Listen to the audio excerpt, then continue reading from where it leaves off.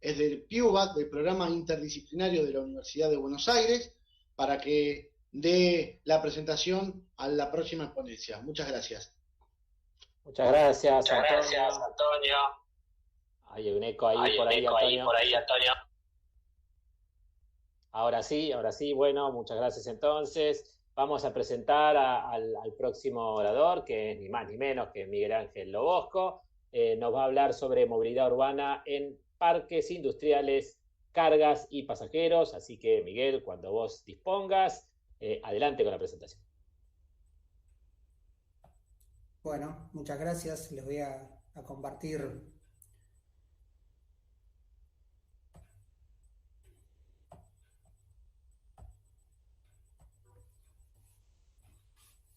¿Ahí lo ven?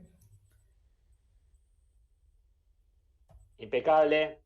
Muy Puedes bien. maximizar pantalla si querés. Perfecto.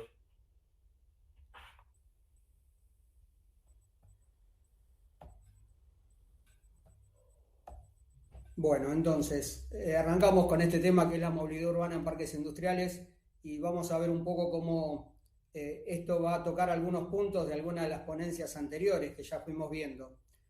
Básicamente, los parques industriales, todos sabemos, son uno de los principales factores de desarrollo que tiene tanto a nivel nacional como a nivel regional o incluso en nivel local, ¿no?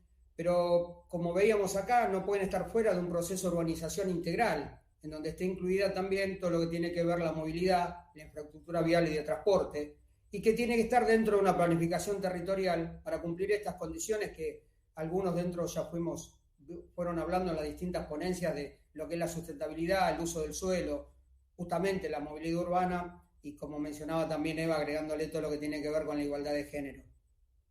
La Organización de las Naciones Unidas para el Desarrollo Industrial los define como un terreno urbanizado, subdividido en parcelas, en un plan general, que está dotado justamente de carreteras, de medios de transporte y de servicios públicos, y también que tiene instaladas fábricas en comunidades industriales. Entonces, esta definición nos inserta un poco en el tema que vamos a ver, que es que tiene que poseer tanto carreteras o vías de acceso, medios de transporte y los servicios. Entonces nos lleva a lo que es la movilidad, ¿no? La movilidad en un concepto, en el principio se medía casi exclusivamente a través de la infraestructura, de cómo era su calidad y su cantidad, y de qué flujo tenían los vehículos que se movían por esa infraestructura. Entonces simplemente se tomaba en cuenta eso y de acuerdo al flujo de vehículos se daba más infraestructura y se adaptaba a eso. Pero, ¿qué pasó? Con el tiempo, este concepto de movilidad fue evolucionando y cambiando el concepto que hoy se tiene de ciudades, en donde ya no se centra todo en el vehículo, sino que se empieza a centrar en las personas. Entonces, la movilidad hoy se la puede definir como que el movimiento de personas o de mercancías a través de medios sustentables y que contempla estas necesidades que tienen que ver con los grupos, ya sea etarios, los de género, porque se mueven de manera diferente, también de las distintas necesidades de asistir al trabajo, al estudio, a los lugares de ocio, y fundamentalmente se la determina como un derecho que tiene el usuario al acceso a la movilidad.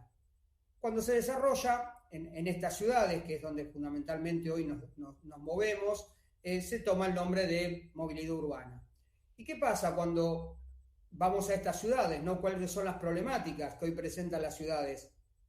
Justamente, un crecimiento acelerado han tenido en el último siglo, y este crecimiento ha hecho lo que le comentaba, crear grandes infraestructuras, y el crecimiento urbano que se dio en forma desordenada y sin planificación territorial. Uno de los más grandes problemas, ¿no? Que uno obviamente en nuestro país está muy evidenciado, sobre todo en lo que tiene que ver con el conurbano bonaerense, que fue ese gran tejido urbano que se hizo hacia la afuera de la periferia de la ciudad de Buenos Aires y se fue haciendo fundamentalmente sin ningún tipo de planificación y lamentablemente también en forma de barrios generalmente precarios y sin servicios. ¿Qué consecuencias fueron las principales? Aparte de esto, bueno, lo primero que generó fue el alejamiento de las personas de sus lugares de trabajo, de ocio, de estudio, para poder acceder. Esto generó nuevas necesidades de movilidad, porque la gente ya no necesitaba a veces un solo transporte, sino ya dos, era más tiempo, de distinta manera. Esto generó muchas externalidades negativas, todo lo que tiene que ver con el problema ambiental, ¿no? Todo lo que la congestión vial, la contaminación ambiental, la industria, el desarrollo de la industria dentro de las ciudades, a lo que ha llevado, y por supuesto que terminó provocando una inequidad social porque justamente se empezó a vulnerar este derecho del acceso a la movilidad que tienen las personas. Para poner un poco en contexto, hoy el 50% de la población mundial vive en ciudades y se espera que para el 2050 lo haga el 75% de la población. Quiere decir que estas problemáticas no solo no van a disminuir si no hacemos acciones concretas, sino que se van a ir incrementando. Y en nuestro país, el 95% de la población vive en ciudades.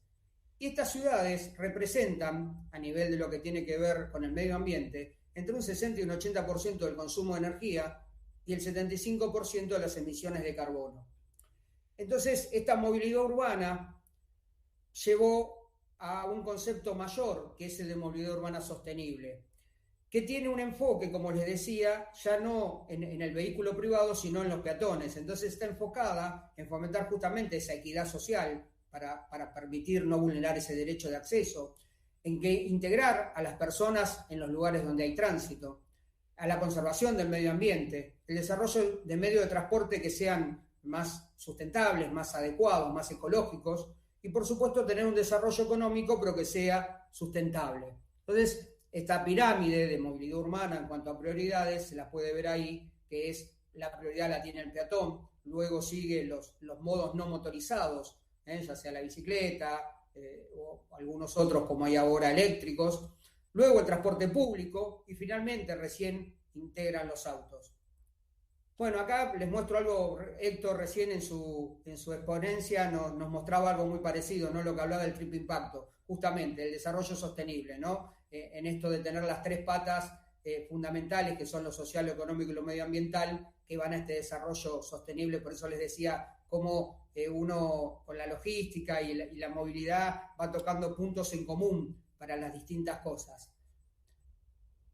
Y entonces los lineamientos básicos que impulsan una ciudad que empieza a estar centrada en las personas y en su vida pública y que tiene que tener una planificación urbana que permita que las ciudades sean seguras, sean vivibles, sean saludables, sean atractivas a través de manteniendo su patrimonio histórico y cultural y por supuesto sostenibles en lo que es reducir el impacto ambiental a través del uso de energías sustentables y transportes también que sean más ecológicos. Por supuesto que dentro de este contexto de ciudad es donde la movilidad toma un derecho para cada ciudadano y se vuelve una parte fundamental de estas ciudades.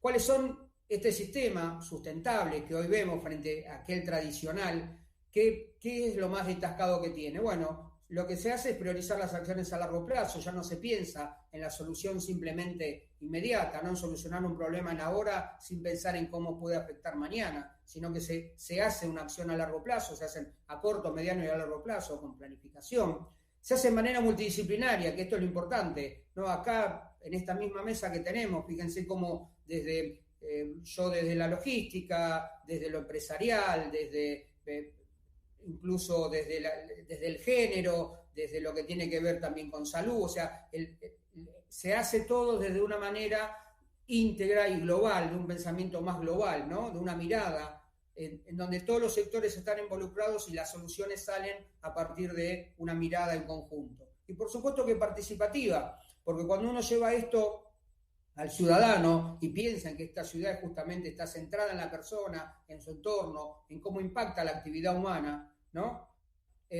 La participación es fundamental y cuando fundamentalmente en las ciudades o en los municipios, en la parte más local, cuando se quieren tomar acciones sobre la ciudad, sobre el uso del suelo, entonces es donde se llama la participación ciudadana para poder que esa gente opine, que es su lugar donde va a vivir y tomar en cuenta eso, qué es lo que la gente quiere y a partir de ahí tomar acciones como gobierno local a partir de lo que la gente quiere y llegar a un consenso y una mirada general.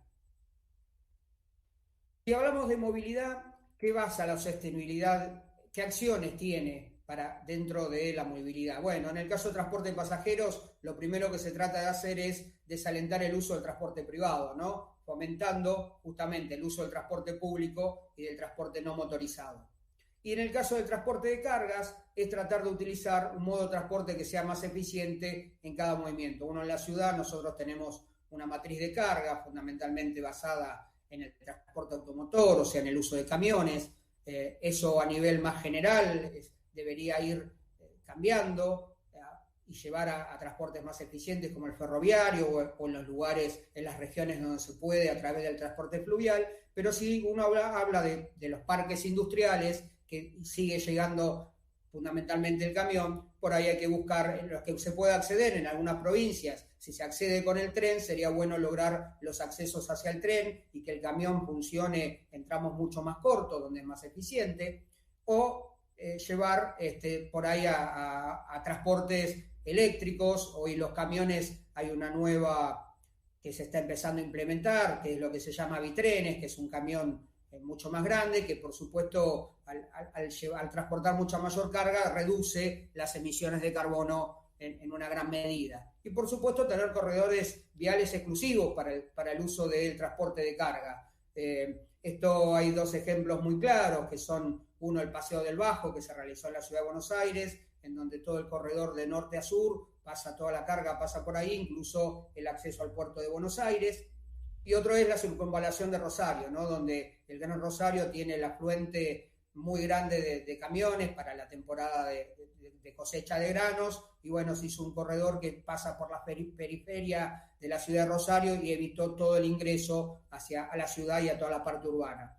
¿Cuáles son estas principales ventajas? Bueno, desde el punto de vista ambiental es la disminución de la huella de carbono, es decir, todas las emisiones de carbono hacia el ambiente, todo esto lo que implica una menor contaminación ambiental, una menor contaminación del aire y también la menor congestión vial, ¿no? Si los camiones pasan por lugares especiales, el transporte privado circula de otra manera, el público también. Esto también conlleva a tener menos siniestralidad, o sea, menos accidentes, también la rotura de rutas, hay un ahorro económico porque las rutas no se rompen de la misma manera.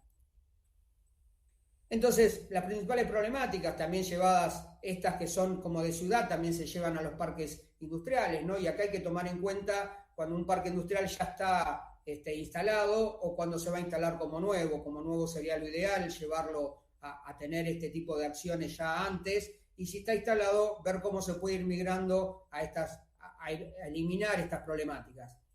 Un poco lo mismo, ¿no? En transporte de pasajeros, hay un excesivo uso de transporte público. Los parques industriales en general están ubicados lejos, a una distancia del tejido urbano, con lo cual todo el mundo accede a través de auto privado, no hay acceso al transporte público, no hay a veces la necesidad de tener ciclovías que puedan acceder tanto fuera como dentro del parque para poder moverse, y lo que tiene que ver con el transporte de cargas, a veces no está la infraestructura vial que veíamos y este predominio, como les comentaba, del transporte automotor de carga.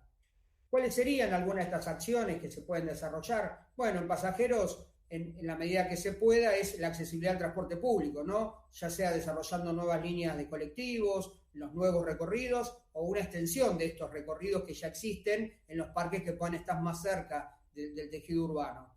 Tener transporte asociado para el parque, es decir, tener un transporte ómnibus o algo que transporte a todo el personal del parque, para que el transporte sea más masivo y no tenga que ser individual en cada auto. El desarrollo de ciclovías, como le comentaba, puede ser, si está cerca, tener acceso a través de ciclovías, pero también dentro del parque, ¿no? A veces si uno llega con el transporte público a la entrada del parque, adentro del parque se tiene que mover, algunos tienen una gran superficie, entonces para que se pudieran mover a través de ciclovías, poder moverse dentro del parque. Y por supuesto esto siempre acompañado de las obras de infraestructura adecuadas. Bueno, en carga un poco ya les comenté el tema de la construcción de corredores, las vías de acceso y otros modos de transporte en el caso que se pueda. Acá les cuento brevemente algunas buenas prácticas, es muy al azar, hay muchas más y hay muchos que tienen esa eficiencia. Por ejemplo, el Parque Industrial de Bursaco, si bien es un parque que está bastante cercano a la parte urbanizada, una línea de transporte municipal modificó su recorrido y hizo hasta la entrada al parque. Y también se está loteando un predio contiguo al parque para el desarrollo de viviendas. Esto, bueno, es interesante ver esto. Uno, la verdad, si se remonta a viejos tiempos de nuestro país, era muy común que grandes empresas, o incluso cuando uno habla del ferrocarril, cómo se hacían cerca el barrio ferroviario, o la empresa mismo desarrollaba un barrio para que sus empleados vivieran ahí, ¿no? Así que, bueno, esto es un poco una idea así, que obviamente lo que hace es disminuir toda la necesidad de movilidad de toda esa gente que vive ahí. En este caso habría que tener en cuenta también esa urbanización, cómo se vería afectada por el desarrollo normal del parque, ¿no? Pero justamente si uno tuviera en cuenta estas cosas, tiene sus ventajas de poder ir analizándolas. En el Parque Industrial General Rodríguez, por ejemplo, esto cuando se instaló el parque, ya se pensó en una ubicación estratégica y tiene dos vías de acceso muy importantes, como son el acceso este y la ruta al Mercosur, lo que lo hacen que tengan estos corredores viales fáciles de ingreso al parque y no permita una movilidad por la ciudad. Y, por ejemplo, en el Parque Industrial Malvinas, Argentinas, el municipio llegó a un convenio urbanístico con los gerenciadores del parque para que hicieran una intervención urbana sobre un sector del municipio, y con esto a cambio de una disminución en la parte impositiva, favoreciendo a las industrias que estaban radicadas ahí. Esto es también muy común, o sea, normalmente los municipios tienden a dar facilidades impositivas para que los parques industriales se asienten en esos lugares, pero bueno, también hay que tener en cuenta estas cosas, ¿no? Que cuando el parque se asiente no hay que tenerlo solo como la parte industrial y pensar solo en lo económico, sino que hay que empezar a pensar en cómo toda la parte sustentable que eso conlleva.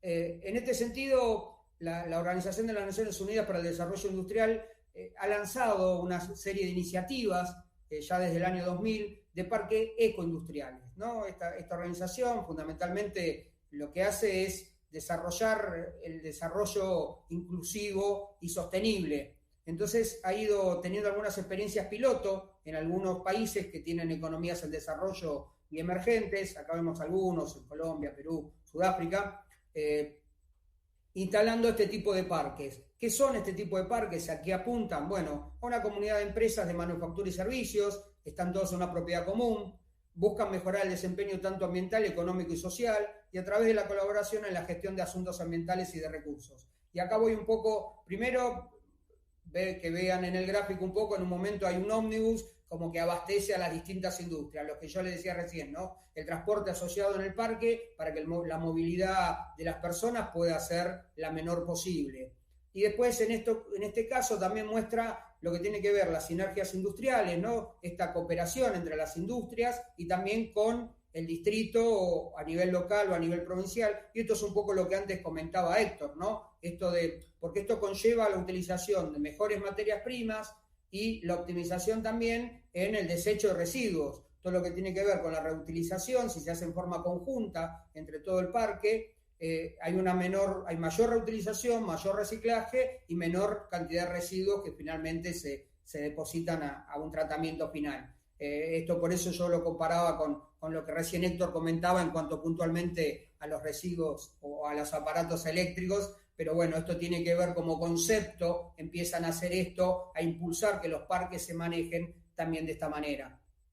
Y a modo de conclusión, tomando en cuenta dos estrategias fundamentales, ¿no? Una es la planificación estratégica del territorio, que no puede faltar y que tiene que empezar a desarrollarse, que durante muchos años lamentablemente no la hemos hecho de buena manera en muchos lugares de nuestro país, y asociado a esto el concepto de movilidad urbana sostenible para tener siempre centrado en las personas. Y llevando también a lo que justamente ya varios comentaron, el tema de los ODS, los Objetivos de Desarrollo Sostenible. Uno, el que tiene que ver con estos temas que estamos hablando, es el 11, que en su enunciado dice que hay que lograr que las ciudades y los asentamientos humanos sean inclusivos, sean seguros, sean resilientes y sean sostenibles. Y su meta dice que al 2030 proporcionar acceso a sistemas de transporte seguros, asequibles, o sea, que sean alcanzables, que sean accesibles y que sean sostenibles. Mejorar la seguridad vial y en especial con la ampliación del transporte público, y también obviamente hace mención apuntando como prioridad a las personas más vulnerables, como los niños, como las personas con discapacidad o las personas adultas mayores. Y bueno, esto es, yo creo que el cumplimiento de estos objetivos y implementar estas acciones es lo que nos permitirá lograr ese desarrollo económico, a través de poder instalar parques industriales que sean ecológicos y también un desarrollo social sostenible que nos dé una equidad social y nos permita una mejor calidad de vida para los ciudadanos. Así que bueno, muchas gracias. Bueno, muchísimas gracias entonces, Miguel, por tu presentación y por este paneo que has realizado sobre las necesidades actuales que tienen la movilidad urbana, la erradicación y consolidación de los parques industriales, ¿no? Porque estos parques industriales se han ido instalando generalmente en situaciones más de borde, lo más alejado posible de la urbanización, teniendo en cuenta que el viejo concepto de parque industrial era la erradicación de una industria contaminante, una industria que tenía en el siglo XX las consideraciones de no cuidado o de menor cuidado por el medio ambiente. Entonces alejar las curtiembres, alejadas de los cursos de río, etcétera, ¿no? Tratar de buscar la zona geográfica que menos dañe a la vida en sociedad. Pero hoy el paradigma es otro. El paradigma es justamente lograr esta reconversión industrial hacia lo ecológico. Y en esa reconversión hacia lo ecológico, lo que nos quedaron muy mal ubicados son muchos parques industriales, justamente, ¿no? Porque la urbanización se los comió, no es el caso de Bursaco, por ejemplo, y muchos otros en la región metropolitana que estaban bien en bordes